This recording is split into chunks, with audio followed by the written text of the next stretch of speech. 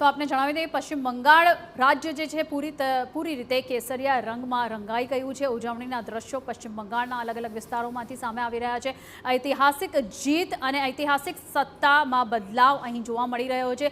આટલા વર્ષો સુધી જ્યારે 3 દાયકાથી પણ વધુના સમય સુધી ત્યાં લેફ્ટની સરકાર હતી ત્યારે લગભગ ઉજવણી થાય તો લાલ રંગનો ગુલાલ જ ઉડતો દેખાય અને ટીએમસીની સત્તા હતી ત્યારે જેટલી વખત પણ ઉજવણી થાય તો માત્ર સફેદ અને લીલા રંગનો જે છે તે ગુલાલ ઉડતો દેખાય। પણ આ વખત પહેલી વાર પશ્ચિમ બંગાળના ઇતિહાસમાં ભાજપે આ રીતની મોટી જીત મેળવી છે। પહેલી વખત એન્ટ્રી થઈ છે ભાજપની અને પૂરી રીતે રાજ્ય છે પશ્ચિમ બંગાળનું રાજ્ય કેસરિયા રંગથી રંગાઈ ગયું છે। ખૂબ જ અલગ અલગ જાતના દ્રશ્યો આવી રહ્યા છે। ઝાલમુડી તમામ લોકો ખાઈ રહ્યા છે। ખાસ કરીને ગુજરાતમાં પણ સુરતથી નવસારીથી પણ એવા સરસ દ્રશ્યો આવ્યા છે જ્યાં તમામ લોકો ઝાલમુડી ખાઈને ઉજવણી કરી રહ્યા છે, જલેબીઓ ખાઈ રહ્યા છે। આ અલગ અલગ દ્રશ્યો આવી રહ્યા છે। સિદ્ધાર્થભાઈ આપણી સાથે જોડાયેલા છે। સિદ્ધાર્થભાઈ, આપણે જ્યારે વાત કરીએ પશ્ચિમ બંગાળની ખાસ કરીને તો રાજકીય પક્ષનું ઇન્ફ્લુઅન્સ એની સાથે એક રાષ્ટ્રીય પક્ષનું જે ઇન્ફ્લુઅન્સ છે આ ગણિત તમે કઈ રીતે જોઈ રહ્યા છો?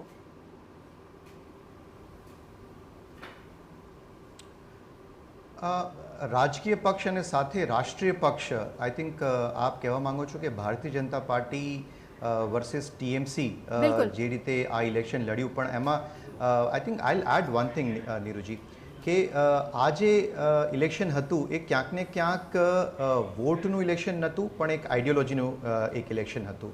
ક્યાંક ને ક્યાંક જો આપણે જો બે માર્કર્સ પણ જોઈશું તો ઝાલમુડી ઇઝ નોટ એક ખાવાનું કંઈક એક એ નથી। ઝાલમુડી રિપ્રેઝેન્ટ્સ ધ કલ્ચર ઓફ બેંગોલ। જી, હુગલી નદી જે છે એ બંગાળનું કલ્ચર રિપ્રેઝેન્ટ કરે છે। રામકૃષ્ણ પરમહંસ જે છે એ બંગાળનું કલ્ચર રિપ્રેઝેન્ટ કરે છે। તો ક્યાંક ને ક્યાંક આ ઝાલમુડી છે કે હુગલી નદી છે કે રામકૃષ્ણ પરમહંસ એ બંગાળી અસ્મિતા સાથે જોડાયેલું છે અને આ વખતે ભારતીય જનતા પાર્ટીએ બહુ જ સ્ટ્રેટેજિકલી આજે બંગાળી અસ્મિતા છે એને ક્યાંક ને ક્યાંક જે ઘરબાયેલી હતી, સમહાવ ઇટ વોઝ એ રીતે એક દબાયેલી હતી, એને ક્યાંક ને ક્યાંક એક વેગ આપ્યો છે।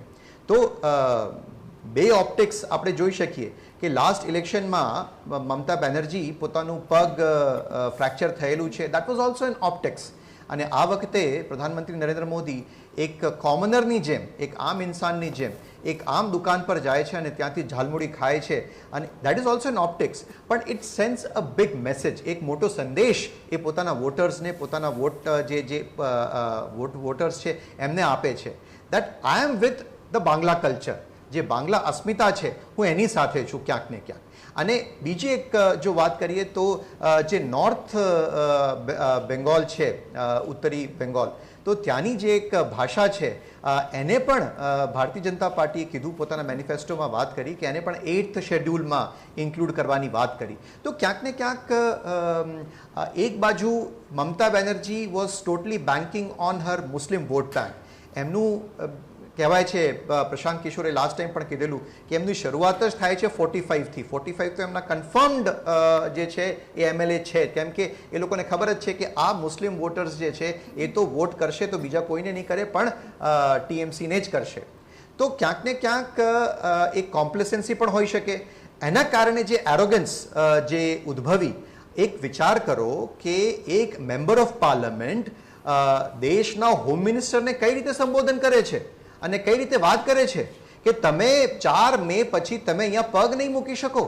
જો આ વાત એક નોર્મલ મેમ્બર ઓફ પાર્લામેન્ટ દેશના હોમ મિનિસ્ટરને કહી શકતો હોય, ધમકી આપી શકતો હોય, તો I think it is all because of the arrogance which has built up because of their over confidence. ક્યાંક ને ક્યાંક ટીએમસીમાં એક ઓવર કોન્ફિડન્સ આવી ગયો હતો કે મુસ્લિમ વોટ બેંક જે છે એ તો આપણી પાસે છે જ અને અમુક હિન્દુઓ જે છે એ પણ આપણને વોટ આપી દેશે તો વિલ સેલ થ્રુ, આપણી નૈયા જે છે પાર થઈ જશે। પણ આ વખતે જે ચમત્કાર થયો છે એની પાછળ બંગાળની જનતા જે અત્યાર સુધી દબાયેલી હતી, મહિલાઓ જે રીતે ખુલીને લોકોએ વોટ કર્યું છે, 93% ફર્સ્ટ ફેઝમાં, 94-93% સેકન્ડ ફેઝમાં, તો આઈ થિંક નારી શક્તિ અને એમાં પણ મેં શરૂઆતમાં પણ વાત કરેલી કે બાંગ્લા જે સંસ્કાર છે, બાંગ્લા સંસ્કૃતિ જે છે એ શાક્ત પ્રધાન છે, શક્તિ પ્રધાન છે અને કાળીની પૂજા કરનાર અને શક્તિની પૂજા કરનાર એ સભ્યતા છે। તો ક્યાંક ને ક્યાંક સિવિલાઇઝેશનલી પણ એ લોકોની જે સપ્રેસ્ડ આઈડેન્ટિટી હતી એને પણ એક મોકો મળ્યો છે પોતાની આઈડેન્ટિટીને બહાર કાઢવાનો. અને અમુક જે મારી વાતચીત થતી હતી પ્રોફેસર્સ જોડે, ઇન્ટેલિજન્સિયા જોડે, ડૉક્ટર્સ જોડે, તો એ લોકો કહેતા કે અમારી બિલ્ડિંગ સીલ કરી દેવામાં આવતી હતી 2024 પહેલાંના ઇલેક્શન્સ, જે પણ 2021માં 2016માં. તો એક જે ભયનું વાતાવરણ હતું એ ત્યાંથી ભયથી ભરોસા ઉપર, I think is a very interesting catch phrase. અને એ શિફ્ટ જે આપણે જોયું અને એના કારણે જે એન માસ વોટિંગ થયું અને એ વોટિંગમાં મહિલાઓનું વોટિંગ થયું અને એમાં પણ ક્રિટિકલી જે આપણા જે સનાતની વોટર્સ છે, જે સિવિલાઇઝેશન બાંગ્લા અસ્મિતા જે છે એના માટે એ લોકોએ વોટ કર્યો છે. અને સમહાઉ આઈ ફીલ કે this is not a vote for one political party, it is vote for a civilisation. આ એક પોલિટિકલ પાર્ટીને વોટ નથી આપ્યો, આ ભારતીય જનતા પાર્ટીને વોટ નથી આપ્યો, આ ભારતીય સિવિલાઇઝેશન, સનાતન સભ્યતાને આ વોટ આપ્યો છે. ઇટ ઇઝ નોટ અબાઉટ ધર્મ.